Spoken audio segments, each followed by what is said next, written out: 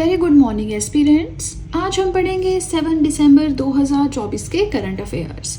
तो जल्दी से निकालें अपना पेपर पेन एंड करें वीडियो के साथ में ही अपनी नोट्स मेकिंग स्टार्ट। आज की फर्स्ट न्यूज़ है that international civil aviation day कब हम सेलिब्रेट करते हैं 7 दिसंबर को हर साल। क्यों? To recognise the importance of aviation to the social and economic development of the world. पूरी दुनिया में सोशल लेवल पे डेवलपमेंट हो, इकोनॉमिक लेवल पे डेवलपमेंट हो, कैसे होगी? एविएशन से, फ्लाइंग से। कैसे भाई? लोग कनेक्टेड होते हैं ना, एक जगह से दूसरी जगह से शिफ्टिंग हो रही है, बिजनेस बढ़ रहा है, इसलिए। अब देखो ये जो डे है आपका international civil aviation day, ICAO international civil aviation organisation के द्वारा ये सेलिब्रेट किया जाता है। 7 दिसंबर 1994 से सेलिब्रेट किया जा रहा है। इस डे को 7 दिसंबर को सेलिब्रेट किया जाएगा। इस चीज की घोषणा, प्रोक्लेमेशन की थी यूनाइटेड नेशंस जनरल असेंबली ने। नाउ देखिए ये जो डे है इसका थीम 2024 का क्या रहा अभी तक अनाउंस नहीं हुआ है, लेकिन 2019 से 2023 तक कॉमन थीम था, that is advancing innovation for global aviation development. अब अगर थीम अनाउंस होता है 8 दिसंबर के करंट अफेयर्स में मैं वो एंड कर दूंगी, लेकिन अगर नहीं होता है तो आप समझ जाइएगा, ठीक है? अदरवाइज ऐड हो जाएंगे। आगे चले सेकंड पॉइंट देखें तो एक और डे है जो ऑन द सेम डेट हम सेलिब्रेट करते हैं, which is the armed forces flag day. 7 दिसंबर को हर साल सेलिब्रेट किया जाता है to honour the martyrs and the men in uniform who protect the nations honour of Indian armed forces. Indian armed forces में आपका इंडियन नेवी, आर्मी, ये सब आते हैं, है ना? तो देखो जो भी शहीद होते हैं, है ना, या यूनिफॉर्म में है, अपने देश को प्रोटेक्शन प्रोवाइड करवा रहे हैं, तो उनको ऑनर करने के लिए हम आर्म्ड फोर्सेस फ्लैग डे हर साल 7 दिसंबर को सेलिब्रेट करते हैं। इस डे का ऐसा कोई थीम नहीं रहता, ठीक है? थर्ड पॉइंट देखें तो एक इंटरनेशनल लेवल की कॉन्फ्रेंस हुई है, very very important, 9th edition of international conference on waste to worth. नाम से पता लग रहा है 9th एडिशन है, अंतरराष्ट्रीय स्तर की कॉन्फ्रेंस है। इसमें वेस्ट मटेरियल को कैसे हम वर्दी बना सकते हैं, इसके ऊपर ये कॉन्फ्रेंस है, ऑर्गेनाइज की गई बाय CII का हमने 1-2 दिन पहले भी पढ़ा था, है ना? तो फुल फॉर्म क्या है इसकी? Confederation of Indian industries. CII ने मिलकर ये कॉन्फ्रेंस जो है पूरी ऑर्गेनाइज की है। एम यही है कि जो भी वेस्ट चीजें हैं, है ना, कैसे हम उन्हें यूटिलाइज कर सकते हैं, टेक्नोलॉजी, क्रिएटिविटी, इस सब में। अब देखो ये जो कॉन्फ्रेंस हुई, यहीं पे 2nd एडिशन NCEF का भी रिलीज किया गया। NCEF क्या है? ड्यूरिंग द फ्रेमवर्क आएगा, यहाँ पे कॉन्फ्रेंस आएगा। So the 2nd edition of NCEF was released during the conference. ये जो कॉन्फ्रेंस हुई यहाँ पे ये NCEF भी रिलीज किया गया, that is national circular economy framework. इसमें यही है कि CII ने NCEF को क्रिएट किया है ताकि जो भी इंडस्ट्रीज हैं, बिजनेसेस हैं, उनको और ज्यादा ग्रो करवा सके सस्टेनेबली, उसके ऊपर काम किया जाए, ठीक है? कोई थीम वगैरह कुछ नहीं है इस कॉन्फ्रेंस का, तो आपने बस इतना ही याद रखना है, राइट? चलिए इसी के साथ फर्स्ट पेज होता है कंप्लीट। कोई भी डाउट हो कमेंट सेक्शन में पूछ सकते हैं। वीडियो पसंद आ रही हो लाइक जरूर कीजिएगा। इसी के साथ नोट्स मेकिंग नहीं रुकनी चाहिए, नोट्स आप कंटिन्यू बनाते चलिए। प्लस आप सब चाहें तो GS हैंड रिटन नोट्स भी परचेज कर सकते हैं, जिसमें history, polity, geography, economics, current affairs, art and culture, biology, chemistry, ये सारी PDFs आपको मिल जाएंगी। परचेज लिंक मैंने डिस्क्रिप्शन बॉक्स में दे रखा है, राइट? चलिए तो अब सीधे चलते हैं अपने सेकंड पेज की ओर। आज का 4th पॉइंट है दैट सिनबेक्स 1st एडिशन हुआ। सिनबेक्स का 2024 में क्या है? ये मिलिट्री एक्सरसाइज। नाम से आपको याद रखना होगा, C for Cambodia, in for India, ठीक है? तो ये मिलिट्री एक्सरसाइज है। अब ये भी आपको ध्यान रखना है कौन सी नेवल एक्सरसाइज है, कौन सी मिलिट्री एक्सरसाइज है ना, ये आपको याद रखना होता है। अब देखो ये आपकी मिलिट्री एक्सरसाइज है, Indian army and Cambodian army के बीच में हुई। इंडिया के महाराष्ट्र के पुणे के फॉरेन ट्रेनिंग नोड में हुई। यहाँ पे ज्वाइंट काउंटर टूरिज्म ऑपरेशंस भी कंडक्ट किए गए, है ना, कि कैसे टूरिज्म को हम काउंटर कर सकते हैं उसके लिए। अब अगर हम यहाँ पे बात करें तो इंडिया तो हम जानते हैं कहाँ पे लोकेटेड है सब कुछ। कंबोडिया का आपको पता होना अब यहाँ पे जरूरी है कि कहाँ पे लोकेटेड है। एशिया कॉन्टिनेंट में ही लोकेटेड है। इसकी कैपिटल है नो पेन, ठीक है? चलिए 5th पॉइंट देखें, न्यू FBI डायरेक्टर। FBI क्या है? Federal bureau of investigation. तो फेडरल ब्यूरो ऑफ इन्वेस्टिगेशन के न्यू डायरेक्टर कौन बने हैं? काश पटेल बने हैं। ये पहले साउथ एशियन हैं प्लस इंडियन अमेरिकन जो इस पोस्ट तक पहुंचे हैं। पहले साउथ एशियन और पहले इंडियन अमेरिकन, इंडियन ऑरिजिन के हैं, नाम से पता लग रहा है काश पटेल है ना, लेकिन वहां पे सेटल है। इस पोस्ट तक पहुंचने वाले पहले south Asian and Indian American. ये नाम इनका अनाउंस किया गया कि हाँ जी ये पोस्ट अब इन्हें दी जाएगी। ये अनाउंसमेंट की गई वहां के प्रेसिडेंट डोनाल्ड ट्रंप के द्वारा, राइट। 6th पॉइंट हम देखें, वर्ल्ड्स लार्जेस्ट कोरल कॉलोनी। अच्छा, coral reefs, types of coral, ये ना खुद में बहुत बड़ा टॉपिक है जो हम यहाँ पे डिस्कस नहीं करेंगे, है ना। ये आपका वर्ल्ड ज्योग्राफी का टॉपिक है। अपने यूट्यूब चैनल पे 2 बार वर्ल्ड ज्योग्राफी मैं पढ़ा चुकी हूँ। अगर आपको इन डिटेल कोरल के बारे में पढ़ना है, बहुत ही अच्छे से मैंने एक्सप्लेन किया है मेरे यूट्यूब चैनल पे जाके, प्लेलिस्ट सेक्शन पे जाके वर्ल्ड ज्योग्राफी या फिर वर्ल्ड ज्योग्राफी 1 लाइनर सीरीज, ये 2 प्लेलिस्ट आप देख सकते हैं। बहुत अच्छे से मैंने वहां पे एक्सप्लेन किया है।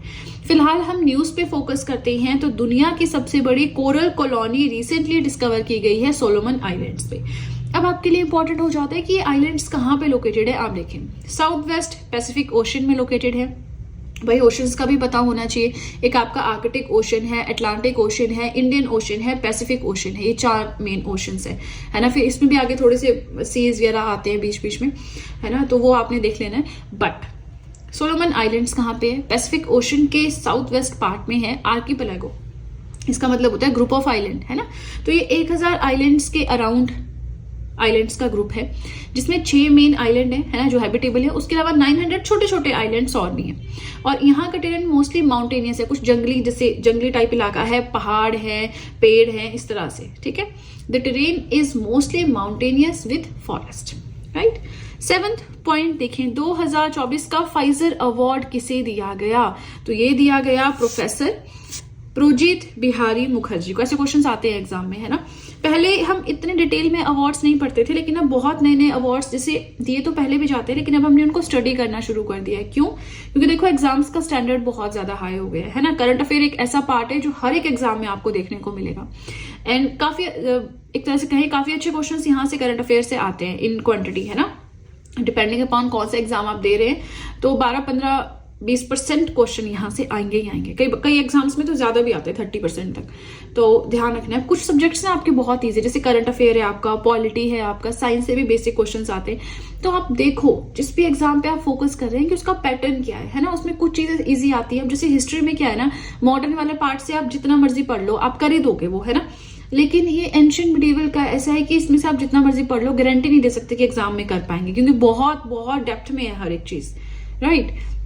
तो जो कर सकते हो, जैसे पॉलिटी है, मॉडर्न हिस्ट्री है, करंट अफेयर्स है ना, कुछ कुछ ऐसी चीजें हैं जो कर ही लोगे आप, इजी है। तो उन पे ज्यादा फोकस रखो, ताकि जो सब लोग कर पा रहे हैं ना एग्जाम में, वो तो आप करो ही करो, तभी तो फायदा है ना।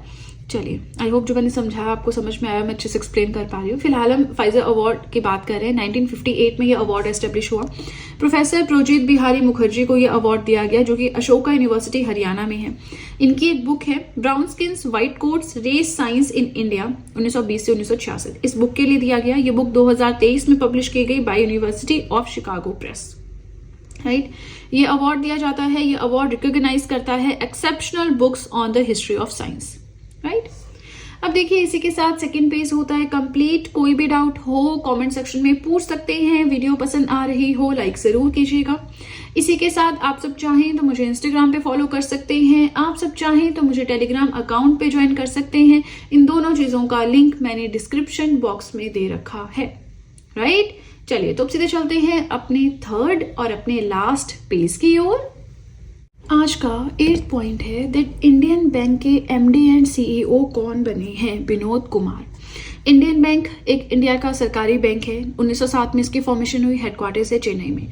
अब भाई जो बैंकिंग के लिए प्रिपेयर कर रहे हैं, है ना, मैं उनको बता दूं कि ये न्यूज जो है, जो मैं करंट अफेयर्स पढ़ाती हूँ, बैंकिंग एसच कवर नहीं करता है। सिर्फ बैंकिंग के अलावा जो भी एग्जाम्स है, स्टेट लेवल, सेंट्रल लेवल, हर जगह बेनिफिशियल होंगे, लेकिन बैंकिंग के लिए नहीं। क्योंकि बैंक्स का क्या होता है ना कि उनका कुछ अलग भी रहता है सिस्टम। तो अगर आप मेरे करंट अफेयर्स फॉलो कर रहे हैं बैंकिंग के लिए, तो उसके लिए आपको मंथली बैंकिंग का अलग से कोई वीडियो देखनी होगी, है ना, just to make you clear. So MD and CEO Indian bank के विनोद कुमार बने हैं। दैट्स इट, इससे ज्यादा नहीं पढ़ना है। 9th पॉइंट देखें, जेसीबी प्राइज फॉर लिटरेचर 2024 का किसे दिया गया?